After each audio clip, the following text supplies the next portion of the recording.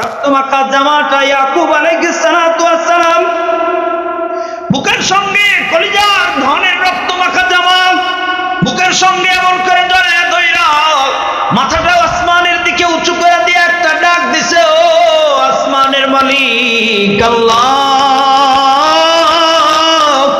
আমার কলিজার টুকরা সন্তানটারে তুমি কি আমার কাছ থেকে লয়ে গেলা? আল্লাহ, তুমি কি আমার সন্তানটারে আমার কাছ থেকে নিয়ে চলে গেলা? কলিজার টুকরা সন্তান আমার। ওই দিন থেকে ইয়াকুব আলাইহিস সালাতু ওয়াস সালামের কান্না শুরু হইছে। ইউসুফ ইউসুফ ইউসুফ ইউসুফ করতে করতে করতে করতে বৃদ্ধ বয়স পর্যন্ত চোখের পানি ফালায়া কান্দে। কান্না করতে করতে দুইটা চোখ নষ্ট করে ফেলছে। কতটুকু মায়া আর মহব্বত সন্তানের প্রতি থাকলে বাপে কান্না করতে করতে চোখ নষ্ট করে ফেলা। আল্লাহ রাব্বুল আলামিনের পয়গম্বর বলেন, ইয়াকুব আলাইহিস সালাতু ওয়াস সালাম দাঁড়ায় থাকবে, ইয়াকুব নবীর সামনে গিয়া ফেরেশতারা জিজ্ঞাসা করবে, ও ইয়াকুব পয়গম্বর, ওই যে সামনে তাকায়া দেখেন ইউসুফ পয়গম্বর দাঁড়ায়া, আপনার কলিজার টুকরা সন্তান ইউসুফ, ওই যে ইউসুফ দাঁড়ায় রয়েছে।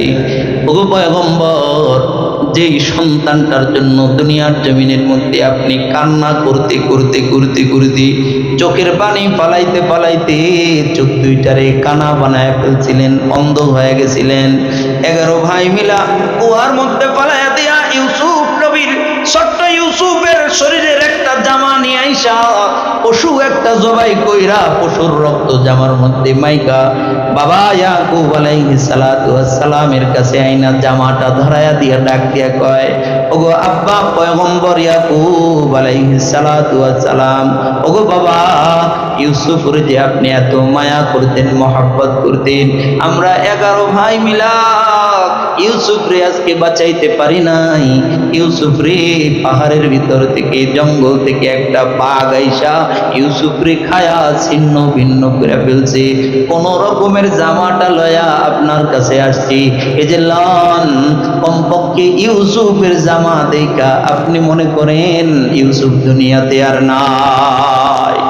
রক্তমাখা জামাটা ইয়াকুব আলাইহিস সালাতু ওয়াস সালাম বুকের সঙ্গে কলিজার ধনের রক্তমাখা জামা বুকের সঙ্গে এমন করে জড়ায় ধইরা মাথাটা আসমানের দিকে উঁচু করে দিয়ে একটা ডাক দিছে, ও আসমানের মালিক আল্লাহ, আমার কলিজার টুকরা সন্তানটারে তুমি কি আমার কাছ থেকে লয়ে গেলা? আল্লাহ, তুমি কি আমার সন্তানটারে আমার কাছ থেকে নিয়ে চলে গেলা? কলিজার টুকরা সন্তান আমার। ওই দিন থেকে ইয়াকুব আলাইহিস সালাতু ওয়াস সালামের কান্না শুরু হইছে। ইউসুফ ইউসুফ ইউসুফ ইউসুফ করতে করতে করতে করতে বৃদ্ধ বয়স পর্যন্ত চোখের পানি ফালায়া কান্দে। কান্না করতে করতে দুইটা চোখ নষ্ট করে ফেলছে। কতটুকু মায়া আর মহব্বত সন্তানের প্রতি থাকলে বাপে কান্না করতে করতে চোখ নষ্ট করে ফেলায়।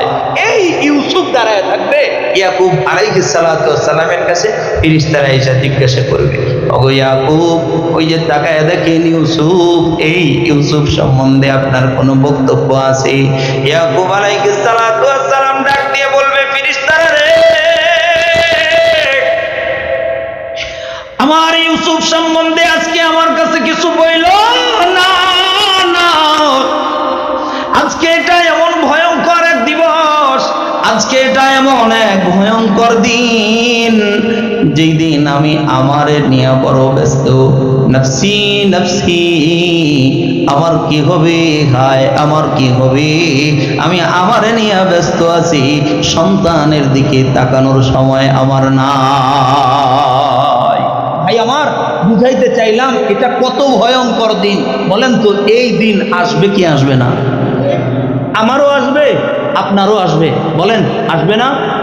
আসবে। রব্বুল আলামিন এর জন্যই বলতেছে, ইয়াউমা লা ইয়ানফাউ মালু ওয়ালা বানুন, ও দুনিয়ার বান্দা বান্দিরা রে, শোনা রাখো, এমন একদিন তোমাদের সামনে আসবে যেই দিন লা ইয়ানফাউ মালু ওয়ালা বানুন, ধন বলো কোনো কাজে আসবে না, জন বলো কোনো কাজে আসবে না, এই দুনিয়ার জমিনের কোনো কিছুই সেদিন তোমাদের কাজে আসবে না।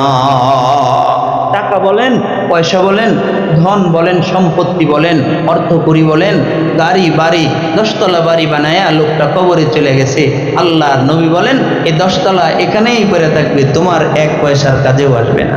কি বলেন না ভাই, ঠিক না? কি তোমার কোনো কাজে আসবে না, তোমার কোনোই কাজ, আরে দুনিয়াতেই কাজে আসে না, আর তো আখিরাত। কি ভাই, ঠিক না? দুনিয়াতেই কাজে আসে না, আর তো আখিরাত।